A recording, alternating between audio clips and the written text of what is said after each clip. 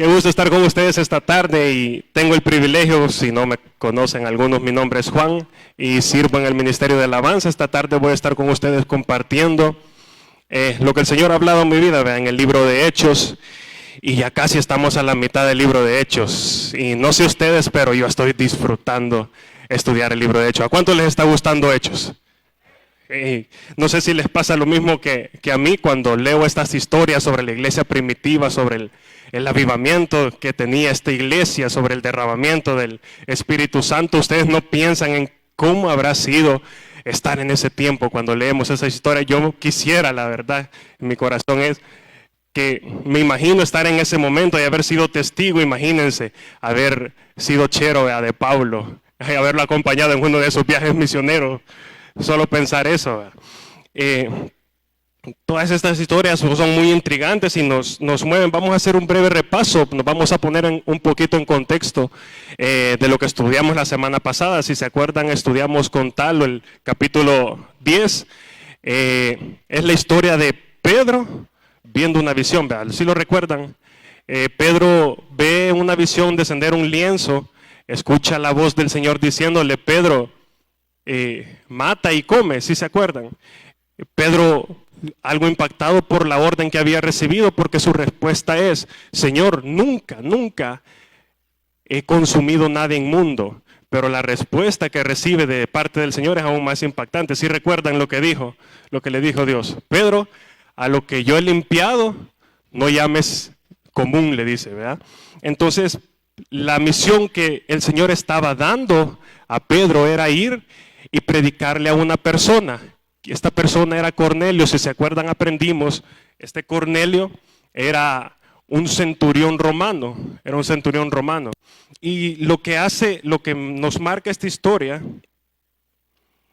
es que hasta este momento de la historia, ¿se acuerdan de Hechos 1:8? ¿Qué dice eso, Hechos 1:8? Me seréis testigos cuando haya venido sobre vosotros el Espíritu Santo. Me seréis testigos en Judea, en Samaria y hasta lo último de la tierra. Hasta este momento el Evangelio estaba siendo predicado exclusivamente a los judíos. Y si una persona que no era judía quería ser parte de la liturgia, adorar a Dios, tenía que adoptar todos los compromisos, todas las leyes que regían la liturgia de los judíos. ¿Qué quiere decir esto? Que si un romano, por ejemplo, quería comenzar y adorar a Dios, tenía que ser circuncidado, tenía que comenzar a estudiar todas las leyes, todo el Pentateuco, y comenzar a cumplir las leyes. Las leyes de los judíos eran bien rigurosas, como ustedes ya lo sabrán. Pero después, ¿se acuerdan ahí por el capítulo 2 estudiamos acerca de Felipe? Felipe después, debido a la persecución que se comienza a dar en la iglesia, Felipe va a parar a Samaria. Y Felipe comienza a predicar el evangelio en este lugar, en Samaria. Pero en Samaria era lo mismo. Los samaritanos son una mezcla, por decirlo así. Los samaritanos tienen sangre judía y sangre gentil. Puede ser un judío con un romano, con un griego, etcétera, ¿verdad? Estos eran los samaritanos, entonces era casi lo mismo. Los samaritanos siempre cumplían casi las mismas leyes de los judíos. En este capítulo se marca un antes y un después en la historia de la iglesia. ¿Por qué? Porque Pedro es enviado por Dios a alguien que era 100% gentil. Así se llamaban a los que no eran judíos, gentiles. No solo era un gentil, era un militar de alto rango en el ejército romano. Era Cornelio, ¿verdad? Entonces Pedro es enviado a predicarle a Cornelio. Y me imagino, yo trato de comprender a Pedro. Yo creo que si nos ponemos en los zapatos de Pedro al recibir la orden de ir a predicarle a una persona que no era judía, yo creo que todos hubiéramos reaccionado de la misma manera. Impactado: Señor, yo nunca he ido, nunca he compartido más adelante vamos a ver que a los que no eran judíos de manera despectiva les decían incircuncisos. Entonces la reacción de Pedro es comprensible, ¿verdad? Él nunca había estado en esa situación. Pero Pedro es obediente, va donde este Cornelio, ¿verdad? Le predica del evangelio. Cornelio ya conocía, Cornelio ya creía. Pedro le predica y resulta en que Cornelio difunde el evangelio entre los gentiles. Dice que su familia y sus amigos también conocen del evangelio. Es bien interesante porque esta historia de Cornelio y Pedro y en donde él se repite varias veces entre el capítulo 10 y el capítulo 11. Puntualmente, la primera vez es cuando Cornelio tiene la visión, vea. Él manda a traer a Pedro en el capítulo 10 y estos a los que Cornelio manda le vuelven a contar la historia y lo leemos ahí en el capítulo 10, le vuelven a contar esta historia, lo que Cornelio estaba viendo a Pedro. Pedro viene y pues, Cornelio le vuelve a contar la historia. Les digo esto porque en la Biblia es la forma de resaltar algo en la Biblia o de destacar la importancia de un tema en la Biblia es en el volumen de texto que ocupa.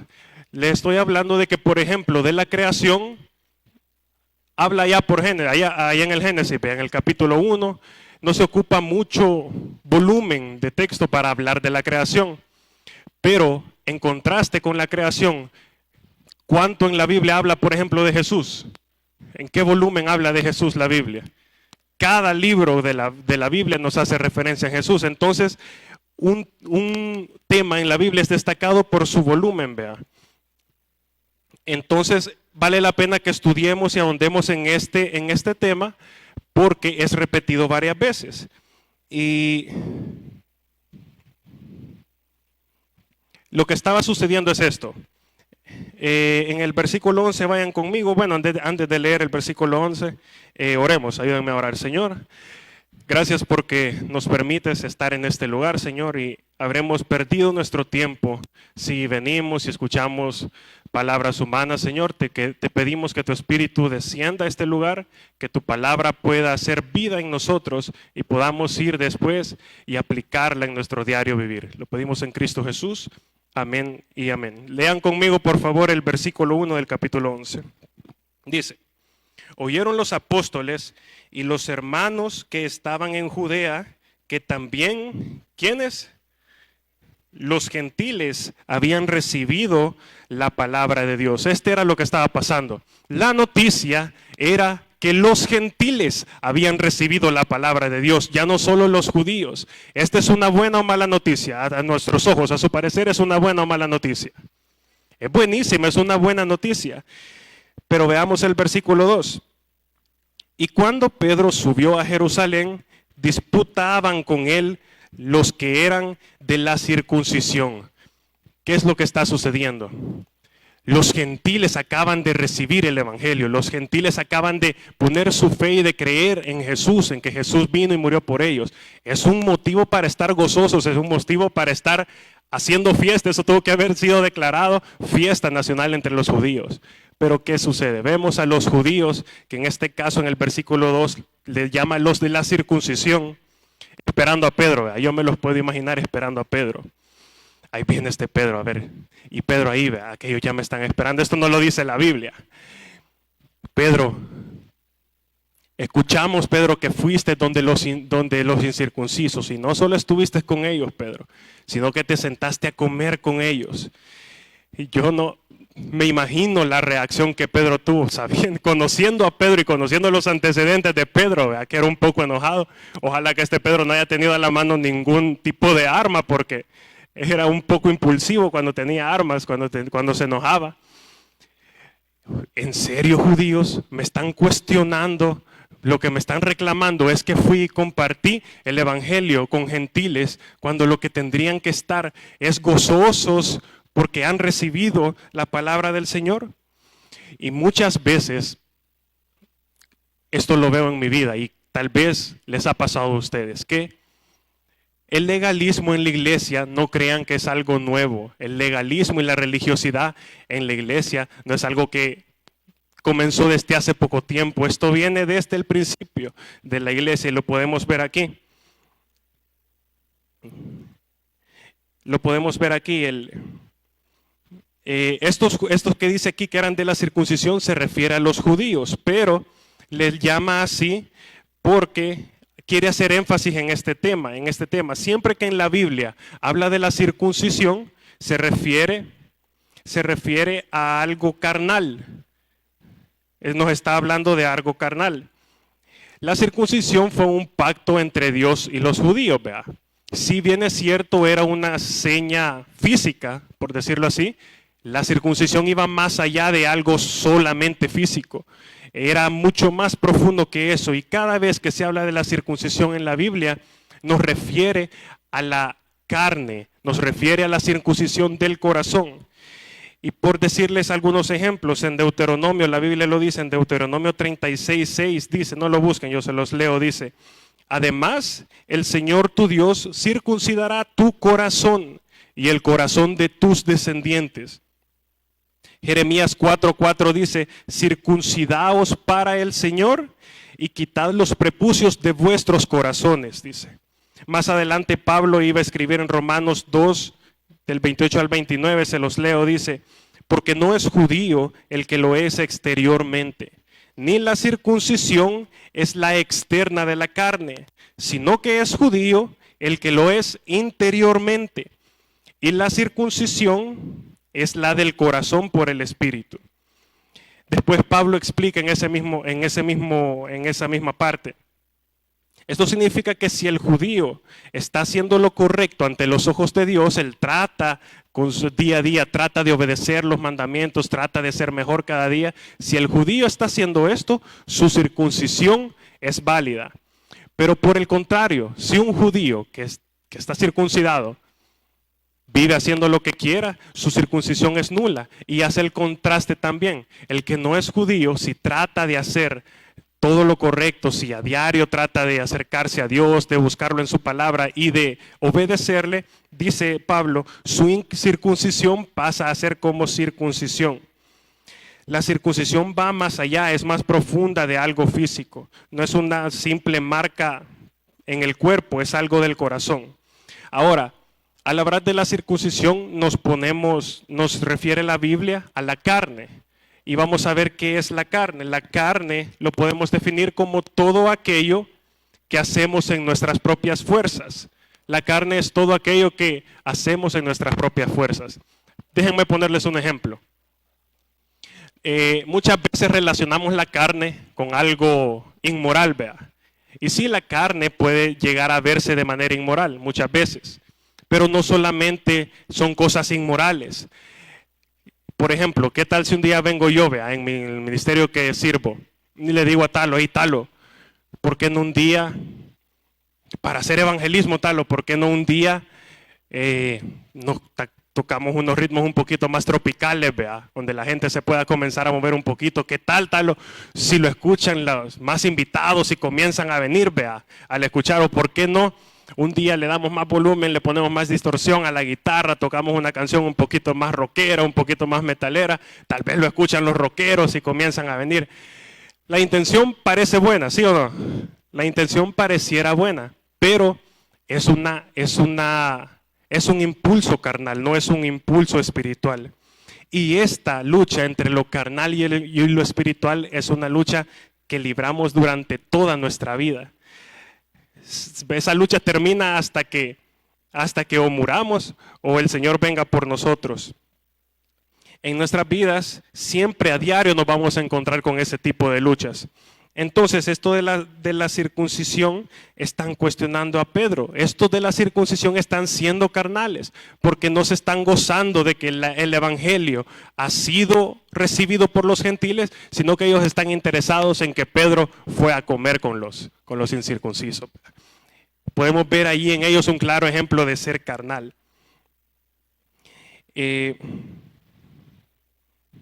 Yo sé que muchos de ustedes están pensando, estos judíos, quizás cuando pensamos en los judíos, en estos que cuestionaban a todos aquellos, incluso discriminaban a los que no eran judíos, podemos pensar estos judíos, cómo eran, teniendo ahí a Jesús, habiendo tenido a Jesús entre ellos, qué judíos más malos. Pero si nos ponemos a pensar, muchas veces nosotros actuamos como ellos. Y yo reconozco que yo lo he hecho. No sé si les ha pasado que van por la calle y nos topamos con personas o con gente que no tienen nada de temor a Dios.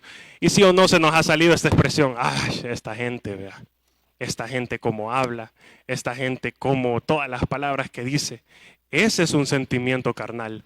Ahí no estoy siendo espiritual y estoy tomando exactamente el mismo papel de estos judíos. Entonces, cuando lo confrontan en el versículo 3, lean conmigo el versículo 3, cuando confrontan a Pedro diciendo, ¿por qué has entrado en casa de hombres incircuncisos y has comido con ellos? Entonces ¿qué comienza a hacer Pedro? A contarles por orden. Una vez más comienza Pedro a contar lo que había sucedido con Cornelio. Y hasta el versículo 7 le vuelve a contar que él fue, conoció a Cornelio, la visión que vio y todo eso, ¿verdad? Que Cornelio lo recibió, él y todos sus cercanos aceptaron al Señor. Entonces, dice en el versículo 5, vayamos hasta el versículo 15. Y cuando comencé a hablar, cayó el Espíritu Santo sobre ellos también, como sobre todos nosotros al principio. Esto que dijo Pedro aquí, es bien importante porque quitó por completo la barrera que hasta entonces existía entre un judío y un gentil. Hasta entonces el evangelio había sido predicado a los judíos. El Espíritu Santo lo habían recibido exclusivamente los judíos. Pero cuando Pedro fue donde este Cornelio, dice que pasó exactamente lo mismo que cuando el día de Pentecostés, cuando ellos recibieron al Espíritu Santo. Lo mismo sucedió con los gentiles. Por eso es que este punto en la historia de la iglesia es bien importante, porque se marca un antecedente. A partir de este momento, el evangelio comenzó a extenderse también entre los gentiles, ya no solo entre los judíos. Vemos de ahí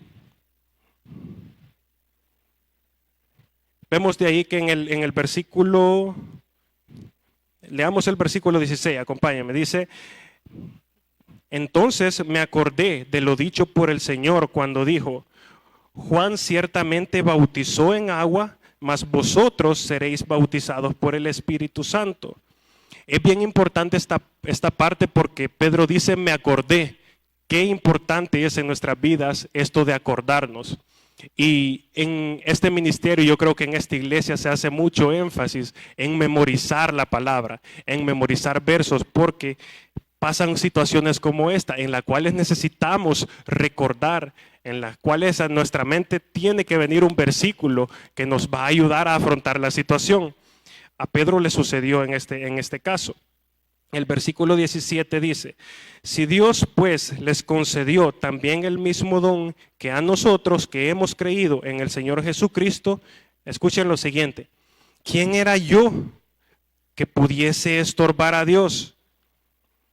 Es muy importante esto porque nuestra lucha, que le mencionaba, entre la carne y el espíritu, muchas veces vamos a ver a Dios queriendo obrar en nuestras vidas. En la vida de cada nosotros, el Señor tiene un propósito para cada una de nuestras vidas. Pero nosotros muchas veces ponemos estorbos a la obra que el Señor quiere hacer con nosotros. Pedro dice, ¿quién era yo que pudiese estorbar a Dios? En el versículo 18 dice, entonces oídas estas cosas, callaron y glorificaron a Dios, diciendo, de manera que también los gentiles ha dado Dios arrepentimiento para vida. Wow, pueden ver qué cambio tuvieron estos judíos. Qué cambio del versículo 2 cuando le dijeron, Pedro, te fuiste a sentar con incircuncisos, Pedro. Y ahora están diciendo, ahora están diciendo, de manera que también a los gentiles, a Dios, ha dado Dios arrepentimiento para vida. Dice el verso 19, ahora bien, los que habían sido esparcidos a causa de la persecución que hubo con motivo de Esteban, ¿se acuerdan en Esteban, que fue el primer mártir de la iglesia? Pasando hasta Fenicia y Chipre y Antioquía, no hablando a nadie la palabra, sino solo a los judíos. Esta parte es bien importante porque este lugar que menciona aquí, Antioquía, en el futuro se convertiría algo así como la base de Pablo. De este lugar de Antioquía él va a emprender la mayoría de sus viajes misioneros iban a partir de este lugar de Antioquía. Y qué importante que el evangelio llegó hasta Antioquía debido, dice aquí, a la persecución que comenzó a sufrir la iglesia. Cómo de un problema, de una situación tan difícil como la persecución, resulta una obra tan milagrosa y poderosa como que escucharon hasta tan lejos, porque estaba bien lejos de Israel, este lugar estaba bien retirado, hasta qué fronteras logró traspasar el evangelio a raíz de una situación tan difícil como la persecución, ¿verdad? Entonces, en esta iglesia de Antioquía, dice que habían, en el versículo 20, léanlo conmigo, dice, habían entre ellos unos varones de Chipre y de Cirene, los cuales cuando entraron en Antioquía, hablaron también a los griegos, anunciando el evangelio del Señor Jesús. Si se recuerdan en la parte de los evangelios cuando Jesús le dice a Pedro, te daré las llaves del cielo, ¿sí? Todos hemos escuchado eso en algún momento.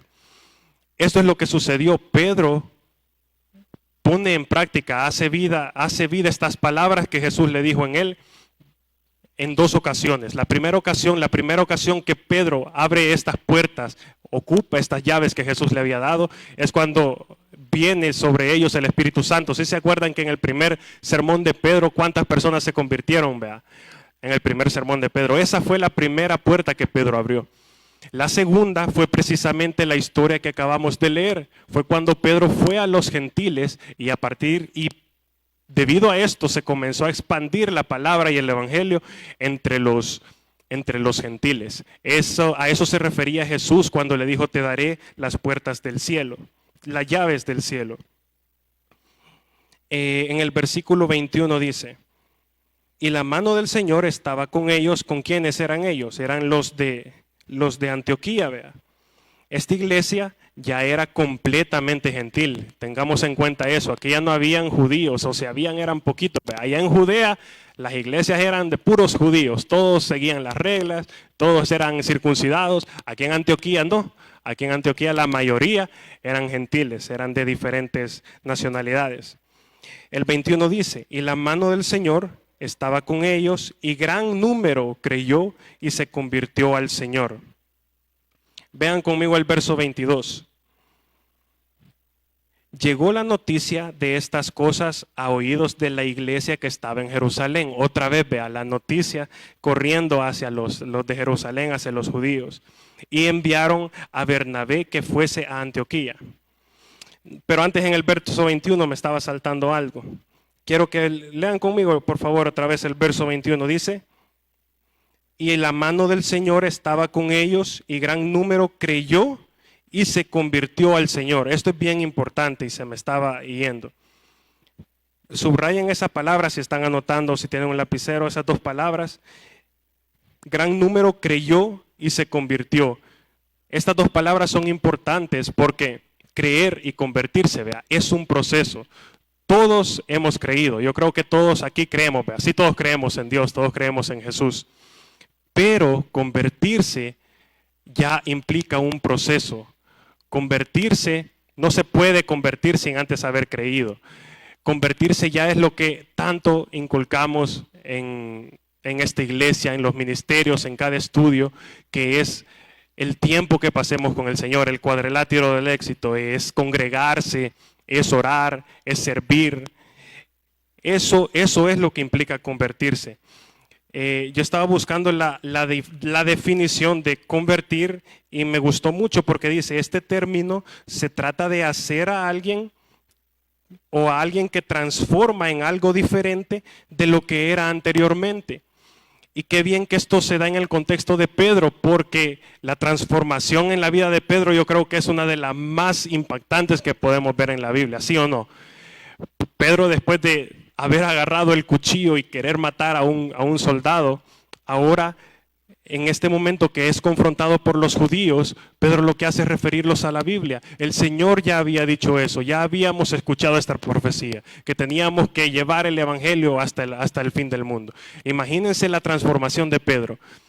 Un hombre impulsivo, un hombre muy enojado, ahora los refiere a la palabra y les dice, esto ya estaba profetizado.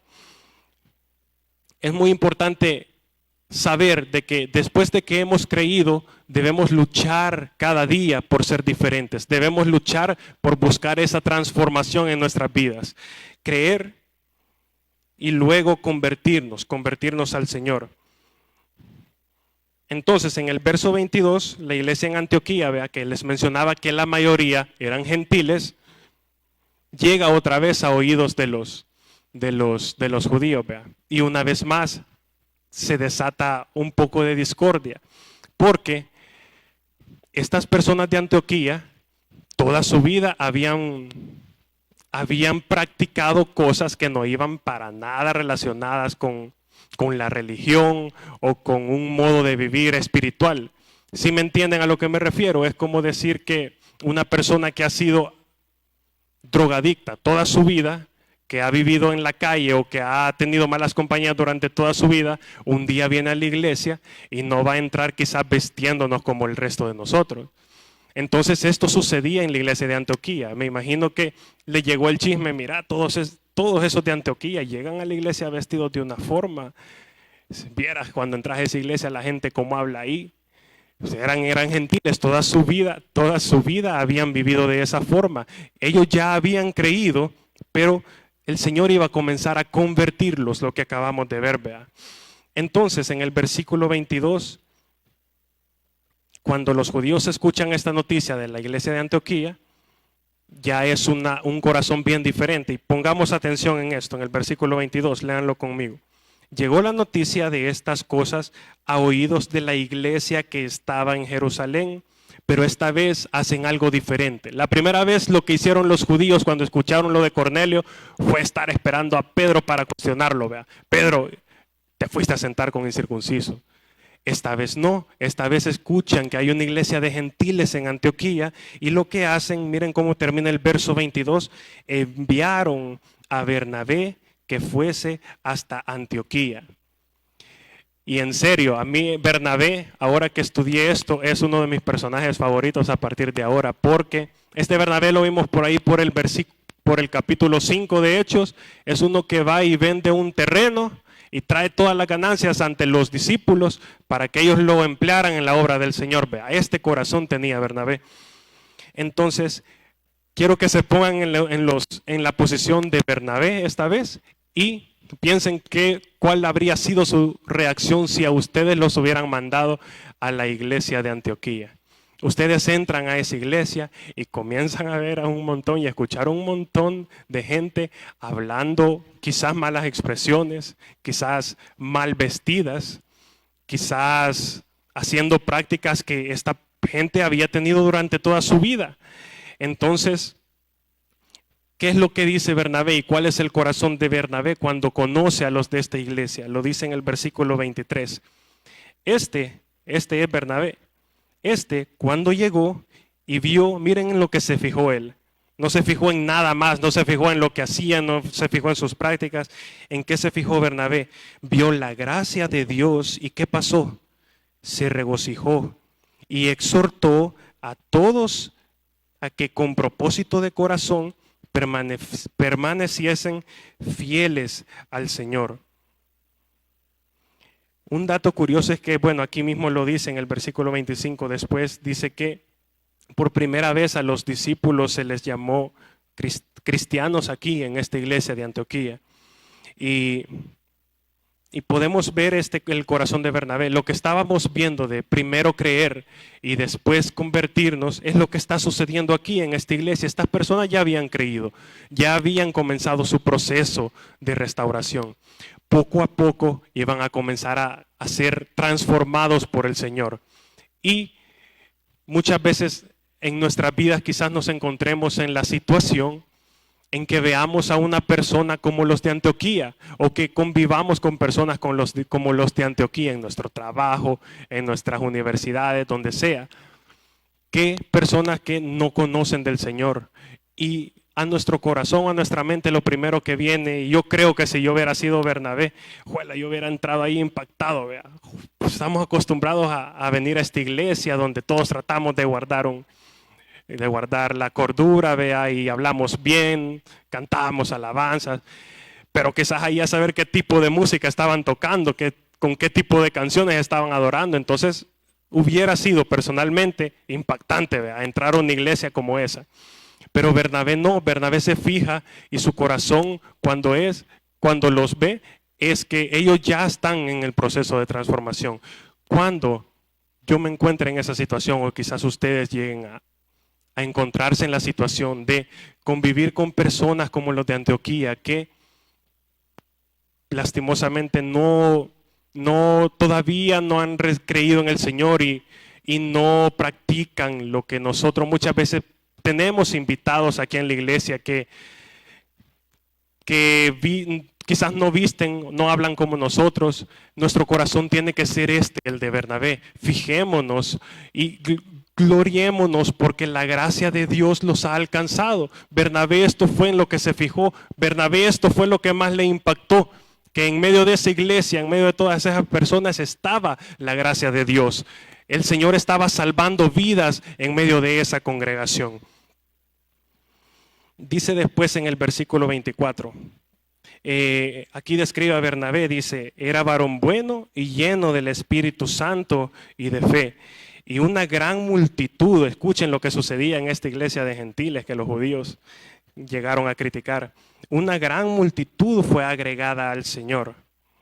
En el versículo 25, después fue Bernabé a Tarso para buscar a Saulo y hallándole le trajo a Antioquía. Bernabé tenía que traer a Saulo a que viera lo que estaba sucediendo en esta iglesia.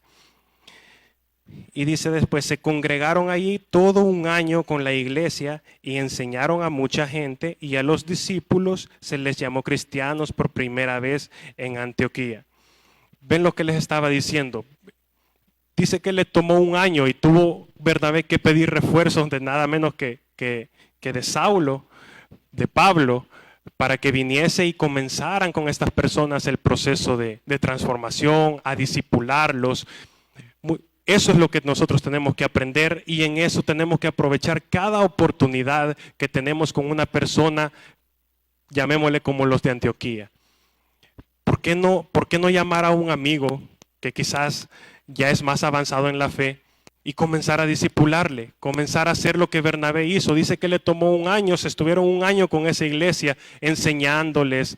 Estas personas quizás sí hablaban mal, entonces había que enseñarles las palabras que no es correcto decir, que a Dios no le agradan. Estas personas quizás sí cometían cosas que a Dios no le agradan. Había que enseñarles, había que tener ese corazón, ese amor por estas personas y en ningún momento juzgarles. El Señor Dios no nos ha puesto en posición de juzgarnos a nadie en ningún momento de nosotros. Cuando nosotros hacemos eso, la carne nos está ganando la batalla. Nuestra parte carnal está siendo más fuerte que nuestro espíritu. ¿Y cómo nosotros vamos a llevar más por encima el espíritu que nuestra parte carnal? ¿Cómo se hace eso? A ver, ¿quién me puede decir? Lo hemos aprendido, lo repetimos, creo que cada sábado. ¿Cómo mi espíritu va a ganarle la batalla a la carne? A ver, los escucho, ayúdenme. ¿Cómo mi espíritu es más fuerte que la carne? ¿Cómo puedo hacer eso? ¿Sí? Alimentándonos, leyendo la palabra. Vea, eso lo enseñamos nosotros como mi lugar secreto, como tener intimidad con el Señor. Otra de las cosas que podríamos hacer, a ver, quiero escucharlos, para alimentar, para que mi espíritu sea más fuerte que la carne. ¿Cómo mato mi carne? ¿Cómo puedo matar mi carne a diario? Ayúdenme, los escucho. ¿Alguna otra forma? Lo enseñamos aquí cada sábado.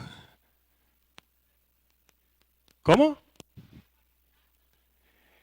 Memorizando versos bíblicos, y eso es tan importante. Es precisamente lo que Pedro hizo aquí cuando fue confrontado por los judíos, como lo acabamos de estudiar. Pedro lo que hizo fue decirles, esto está en la Biblia, a esto nos ha mandado el Señor, a predicar el evangelio hasta lo último de la tierra. Una más que me dicen, ¿cómo podemos hacer o qué prácticas puedo hacer para ser más espiritual que carnal? Ayúdenme uno más, por favor.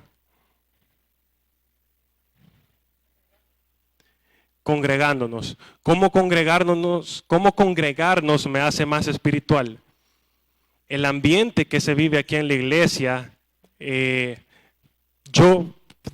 perdónenme por poner de ejemplo, pero en mi trabajo jamás tengo una conversación espiritual o casi nunca. Alguna que otra vez me han llegado a visitar ahí y un amigo de aquí de la iglesia y medio hablamos de algo espiritual, pero en el trabajo jamás. Yo creo que muchos de nosotros nos movemos en ese tipo de ambientes. Pero cuando venimos a la iglesia tenemos comunión todos y podemos crecer juntos, podemos crecer espiritualmente. Va a ser muy diferente entonces cuando hagamos todas estas cosas, comencemos a ver todas las cosas de manera espiritual. Lean conmigo por favor una vez más el versículo 22, porque yo quiero que esta tarde este sea el mensaje que quede grabado en sus corazones. Lean conmigo el verso 22. Cuando llegó la noticia de estas cosas a oídos de la iglesia que estaba en Jerusalén, y enviaron a Bernabé que fuese a Antioquía. Yo lo que quiero es que vean la diferencia con la que actuaron ahora los judíos. Esta vez ya no cuestionaron, esta vez ya no juzgaron, esta vez ya no se fijaron en que habían personas incircuncisas que no cumplían la ley allá. Esta vez escogen a Bernabé, esta vez sienten más amor por las personas, por los gentiles, y escogen a uno para que vaya y los discipule, para que vaya y los ayude a comenzar su conversión, su transformación. Si algo quiero que quede grabado en nuestras mentes es que necesitamos a diario vamos a librar esta batalla entre lo carnal y lo espiritual. A medida vayamos cada vez orando, cada día leyendo, no solo leer por leer, porque muchas veces, por ejemplo, antes de orar, antes de comer, yo creo que muchos oramos antes de comer, pero nuestra oración es: Señor, gracias por los alimentos, provéenos, gracias porque nunca nos han hecho falta, amén. Esa oración es carnal, esa oración no está siendo espiritual, esa oración no trasciende, esa oración no va a convertirte, no va a cambiar nada en vos. Y muchas veces cuando vamos a la Biblia es lo mismo. A mí me ha pasado que se me olvidó leer ahora y en la noche rapidito, cuando voy en el carro me pongo a escuchar. Eso no es leer, eso no está haciendo un cambio en vos. Eso no va a hacer que tu espíritu sea más fuerte que tu carne. Lo que va a hacer la diferencia es que vayamos y dediquemos minutos, dediquemos quizás horas. Va a ser necesario que dediques una hora a pasar en intimidad con el Señor, a que vayas y que muchas cosas aquí en la Biblia que yo no entiendo, la verdad, se los confieso, y quizás nos pase a todos. Tengo que ir, tengo que buscar, investigar los significados de muchas palabras que aparecen aquí, que a veces son difíciles de entender, de muchas situaciones, contexto. Eso me va a hacer ser más espiritual que carnal. Entrar en comunión con el Señor, orar, dedicar tiempo a la oración, no solo esas oraciones que hacemos express, sino dedicar tiempo a la oración, adorar al Señor en intimidad, alabarle, escuchar alabanzas. Y los momentos que tuvimos como ahora, cuando cantamos Sueño de Morir, estaba yo ahí y pensaba en el sacrificio. En sangre y silencio fue el precio de mi vivir. Imagínense en qué mensaje más bello, más poderoso ese, y es de lo que trata toda la Biblia, el sacrificio y el plan de redención para la humanidad.